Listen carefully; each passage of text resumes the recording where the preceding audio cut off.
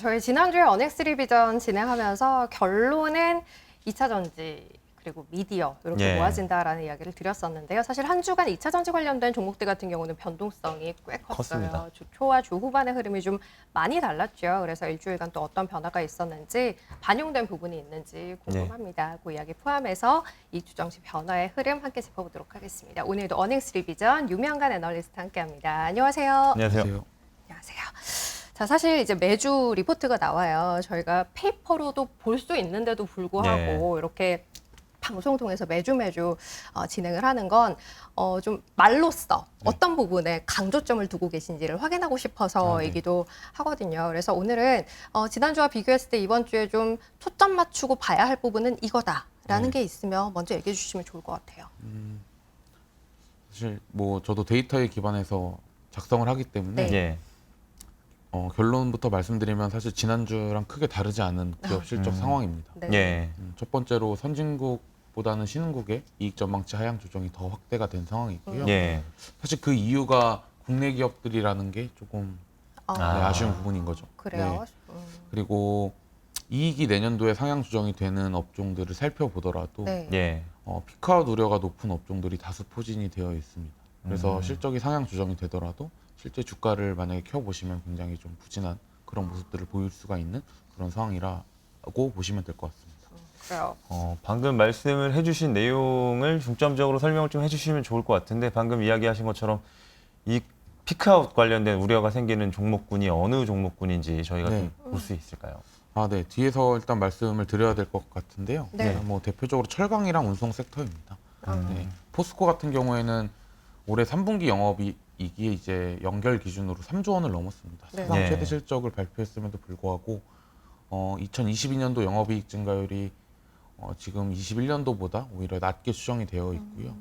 그리고 영업이익률 자체도 22년도가 21년도보다 낮게 지금 예상이 되고 있습니다. 네. 그럼 주식을 투자하는 사람의 입장으로서는 사실 크게 매력을 느낄 수가 있을까라는 거죠. 사실 올해 너무 잘 돈을 벌었기 때문에 그러한 부분들이 있을 거고, 운송에서는 대표적으로 이제 HMM, 운임지수는 사실 여름에도 좋았었거든요.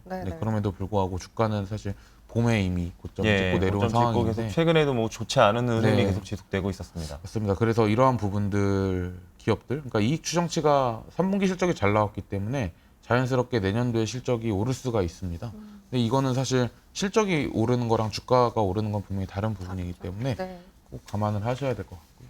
그리고 그 앞서 이제 전 세계로 봤을 때 선진국보다는 신흥국의 하향 조정이 있었고 그걸 주도한 게 한국이었다라고 이야기를 하셔서 그거부터 먼저 좀 확인해봤으면 좋겠어요. 어느 정도인 건지. 일단 차트를 한번 봐주시면요. 오른쪽에 이제 한국은 신흥국에 분류가 되어 있습니다. 한 달간 12개월 선행 EPS 변화율이 1.8% 하향 조정이 되었고요. 사실 이제 중국이 신흥국에 조금 하향 조정을 주도했거든요. 근데 이제 한국이 뭐 신흥국 국가 중에서 나름 이익에서 차지하는 비중이 높은 국가 중에 하나라서 조금 지금 신흥국의 이익 모멘텀 둔화를 오히려 한국이 조금 이끌고 있는 상황이다라고 봐주시면 좋을 것 같아요. 근데 이제 지난주에 한번 잠깐 말씀드렸던 것 같은데 이제 한국하고 대만이 보통 같이 움직이거든요. 실제 IT 비중이 높은 국가들이기 때문에. 근데 한국의 이제 삼성전자나 SK하이닉스의 추정치 하향 조정이 먼저 조금 선 반영이 되면서 이제 반대로 생각하면은 오히려 주가가 사실 반등이 그러니까 업황이 바닥을 이제 뭐 예상할 때에는 한국이 먼저 하향 조정이 되었기 때문에 조금 이러한 부분들에서는 좀 더 유리한 포지션에 위치해 있다라고 보고 있습니다. 그리고 왼쪽에 선진국도 한번 봐주셔야 되는 게요. 사실 미국 같은 경우에는 지난주에 실적 변화가 크게 없었는데 어쨌든 다시 소폭 상향 조정이 됐다라는 점이 여전히 선진국은 선진국 기업들은 이익 모멘텀이 신흥국보다는 긍정적이다라는 부분을 좀 확인하실 수가 있고요. 업종별로도 조금 빠르게 짚고 넘어가면은 선진국에서는 에너지 그리고 헬스케어, 금융 업종이 가장 좋습니다. 그러니까 한국 이제 헬스케어랑 분위기가 조금 다르다라고 보시면 될 것 같아요. 미국의 헬스케어는 사실 이익이 다른 업종들보다 상대적으로 매력도가 떨어지는 섹터 중에 하나였는데 지난주에 상향 전환이 되더니 이번 주에는 뭐 10개 업종 중에서 2등까지 올라온 상황이다라고 봐주시면 좋을 것 같습니다. 그리고 신흥국 업종 내에서는 여전히 에너지 그리고 산업재 그리고 금융도 여전히 긍정적인 모습을 보이고 있고요. 그러니까 소재 업종이랑 경기 소비재 업종이 부진한 게 계속 특징적인 부분입니다. 그러니까 소재 업종은 사실 한국에 이제 철강이 대표적으로 소재에 속하게 되는데 네. 이게 글로벌로 확장을 했을 때 소재 업종의 이익 전망치가 하향 조정이 되고 있습니다. 이러한 부분들도 뭐 포스코 같은 기업들의 주가 부진을 좀 영향이 있다라고 저는 판단을 하고 있어요. 알겠습니다. 일단 선진국과 신흥국 업종별 이익 동향까지 저희가 좀 살펴봤고요. 뭐 저희가 좀 전에 브리핑하면서도 말씀을 드렸다시피 오늘부터 사실 우리나라 기업들의 주요 실적들이 많이 발표가 되거든요. 포스코도 오늘 확정 나오죠. 그래서 이 한국 시장의 이익 동향은 한번 짚어주시는 게 좋을 것 같습니다. 네, 맞습니다. 우선 22년도 순이익 전망치는 여전히 부진한 상황입니다. 예. 네, 한 주간 0.4% 하향 조정이 추가로 진행이 됐고요. 순이익 증가율 기준으로는 올해 대비해서 한 10% 정도 증가할 것으로 예상이 되고 있어요. 예. 이러한 추세라면 사실 두 자릿수 증가율을 달성하기에는 조금 어려운 지금 추세다라고 보시면 될 것 같고요. 말씀하셨던 대로 이번 주가 이제 한국 기업들이 실적 발표를 가장 많이 하는 주입니다. 예. 네, 그래서 3분기 실적에 대한 네. 변화율도 잠깐 보시면은 사실 크게 뭐 인사이트를 얻을 수가 없는 게 변화가 크게 없어요. 이거는 업종별이나 종목별로 차별화가 되게 극심하다라고 봐주시면 될 것 같습니다. 게다가 3분기 실적이 아무리 잘 나오더라도 2022년도 추정치가 사실 하향되고 변화하지 있었죠. 않는다면은 네. 주식시장은 사실 주가는 반응하지 않을 거다라는 게 지금 시장에서 뭐 다 생각을 하고 있는 부분이고요. 업종별로 그래서 좀 세분화해서 보는 게 예. 지금 뭐 지난주에도 그랬고요. 이번 주도 마찬가지라고 보고 있습니다. 한국 이제 2022년도 순이익 전망치 변화율은 전체적으로는 0.4% 정도 하향 조정이 됐는데요. 네. 이제 왼쪽부터 한번 봐주시면은 철강 그리고 비철금속, 보험, 운송, 에너지 섹터가 이익 전망치가 좋아졌습니다. 근데 이제 제가 앞서서 철강이나 비철금속 업종은 사실 종목별로도 세분화해야 되고 내년도에 이익 그로스가 과연 나오는지 예. 이 부분은 애널리스트가 내년도 실적을 상향 조정했는지 하향 조정했는지에 대한 부분이고요. 내년도에 이익 증가율 올해보다 예. 과연 늘어날 건지 안 늘어날 건지를 같이 보셔야 하는데요. 철강이랑 운송 업종은 내년도 이익 증가율이 좀 낮은 업종입니다. 피크아웃에 대한 우려가 있다는 거죠. 맞습니다. 네, 그래서 종목별로도 뭐 살펴봐야 하는데요. 뭐 고려아연 같은 경우에는 조금 다른 게 최근에 아연 가격이 좋으면서 추정치가 올라간 부분이 있기 때문에 좀 포스코랑은 좀 다른 그렇게 구분해서 보시면 좋을 것 같습니다.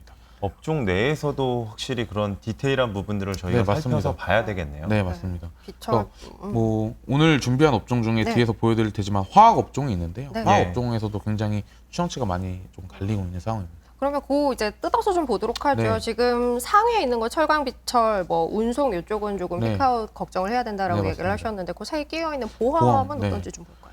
제가 이제 보험 업종을 사실 준비를 잘 안 하거든요. 네. 예. 이게 다른 기업들은 사실 뭐 매출액을 추정하고 비용을 추정해서 저희가 이익을 보는 산업들이지만 예. 이 보험 업종은 사실 뭐 저희가 뭐 자동차 보험이나 뭐 이런 손해율 같은 네, 거를 네. 보면서 추정을 하시기 때문에 준비하지 않는데 차트를 한번 봐주시면요. 이렇게 은행 업종하고 비슷하게 사실 추정치가 굉장히 안정적인 업종입니다. 주가도 한번 띄워보시면 굉장히 안정적으로 지금 움직이고 있는 상황이에요. 워낙 자동차 보험 손해율이 개선되는 게 뚜렷하다 보니까 이익 전망치가 실적 시즌만 되면은 이렇게 계단식으로 오르는 섹터 중에 하나입니다. 그리고 이 이제 보험 업종 내에서는 사실 뭐 삼성화재나 DB손해보험, 메리츠화재처럼 이 화재 업종의 이익 전망치가 최근에 좀 긍정적인 모습을 보이고 있기 때문에 참고를 해주시면 좋을 것 같습니다. 그리고 방금 전에 화학 관련된 업종 네. 이익 동향을 말씀해 주면서 그 내부적으로 좀 많이 변동이 네. 있다고 하셨는데 그쪽도 한번 말씀해 네, 맞습니다. 차트를 봐주시면요. SKC라는 기업이 일단 막대 그래프가 위로 이제 바뀌어 있는데요. 그러니까 전반적으로 화학 업종은 사실 조금 이익 전망치가 최근 들어서 신흥국 전체적으로 소재가 제가 안 좋다 그랬는데요. 예. 마찬가지로 한국 업종 중에서 화학도 이익 전망치가 부진한 상황입니다. 근데 이제 이 중에서 SKC가 이제 2차 전지도 관련 기업이에요. 그러니까 지난주에 제가 IT 하드웨어 쪽에서 2차 전지 기업들의 추정치가 올라가는 것들을 소개를 해드렸는데요. 이번 주에는 화학 업종 내에서 이제 SKC가 상대적으로 조금 돋보일 수 있는 그런 한 주가 될 수가 있을 것 같고요. 이제 뭐 LG화학 같은 경우에도 2차 전지 이제 관련이지만 충당금 때문에 사실 예. 순이익 전망치가 내려간 부분이라서 뭐 영업적인 문제는 크게 없다라고 봐주시면 될 것 같아요. 그래서 제가 코멘트를 따로 드리는 이유가 사실 막대 그래프만 보면은 LG화학의 추정치가 안 좋아졌는다라고 보실 수가 있는데 사실 이거는 일회성이거든요. 리콜 비용 반영 때문에 일어난 일이다라고 이제 코멘트를 드리고 있습니다. 그 지금 뭐 2차 전지에 대해서는 다소 비관적인 전망을 갖고 계신 투자자분들이 많을 거예요. 네. 워낙 주가 자체가 그런 생각을 할 수밖에 없게끔 움직였기 때문에 지금 뭐 SKC 일단은 괜찮고 LG화학도 일회성 비용의 영향이라고 보고 이외에 다른 섹터에 포함되어 있는 2차 전지 관련된 종목들도 여전히 경고한 네, 상황이다라고 네, 지난주에 제가 한번 말씀드렸고요. 이번 네. 주에는 큰 사실 변동은 없었지만 없어요. 네, 그래도 긍정적으로 저는 바라보고 있는 상황입니다. 알겠습니다. 마지막은 아래쪽에 있는 것 가운데 자동차 이게 고르셨어요. 최근에 조금 뭐 관심이 네. 많아지고 있는 섹터거든요. 예. 환율도 사실 자동차 섹터에는 긍정적인 방향으로 움직이고 있기 때문에 근데 이제 3분기 실적이 이번 주에 이제 제가 많이 발표가 된다고 했는데요.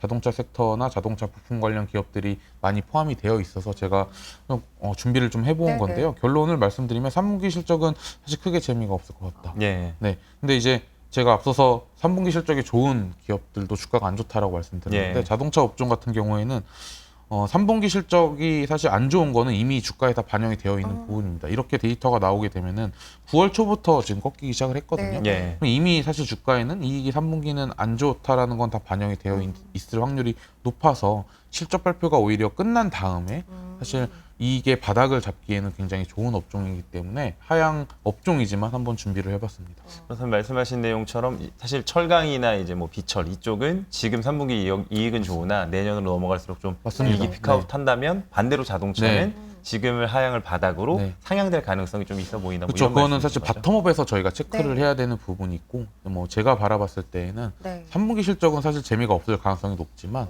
실적 발표를 한 뒤에는 한번 업황이 만약에 바닥이라면 네. 충분히 매력적인 뭐 주가 레벨에 있지 않을까라는 생각을 갖고 있습니다. 그러게요. 돌아서는 시점으로는 그렇죠. 조금 더 앞서 있을 수 있다라는 측면에서 관심 갖고 보자라는 이야기 드리겠습니다. 오늘 어닝스 리뷰전은 여기까지 하고 정리하도록 하죠. 유명한 애널리스트 함께했습니다. 고맙습니다. 네, 감사합니다. 네.